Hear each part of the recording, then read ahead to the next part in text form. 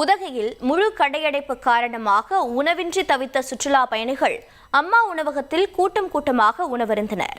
இது பற்றிய கூடுதல் தகவல்களை செய்தியாளர் வில்லியம் வழங்கிட கேட்கலாம். வில்லியம், வணக்கம். இந்த முழு கடையடைப்பினால் சுற்றுலா பயணிகளுக்கு ஏற்பட்டிருக்கக்கூடிய பாதிப்புகள் என்ன, விவரங்க? வணக்கம்.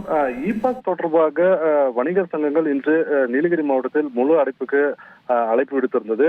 அதன்படி இன்று காலை முதல் ஆவின் பாலகம் மற்றும் மருந்தகங்கள் மட்டுமே நீலகிரி மாவட்டத்தில் திறந்திருந்தது. அனைத்து கடைகளுமே மூடப்பட்டிருந்ததால் சுற்றுலாவுக்கு வந்த சுற்றுலா பயணிகள் கடும் அவதிக்குள்ளாகினர். குறிப்பாக அதிகாலை நேரத்தில் வந்த சுற்றுலா பயணிகள் காலை உணவு மற்றும் குழந்தைகளுக்கு பால், தண்ணீர் உள்ளிட்ட உள்ளவற்றங்கள் கிடைக்காமல் கடும் சிரமத்தை சந்தித்தனர்.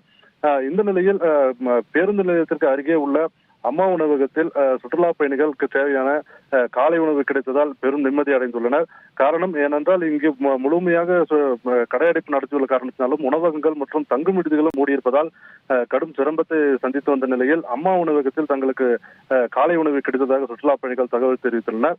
இருப்பினும் மதிய உணவு மற்றும் இரவு உணவிற்காக தாங்கள் இங்கே உதகையில் தங்குவதில்லை எனவும் உடனடியாக ஊருக்கு திரும்புவது எனவும் அல்லது 45 கிலோமீட்டர் தள்ளி உள்ள மேட்டுப்பாளையம் உள்ளிட்ட சமவெளி பகுதிக்கு செல்ல உள்ளதாகவும் சுற்றுலா பயணிகள் தெரிவித்துள்ளனர்.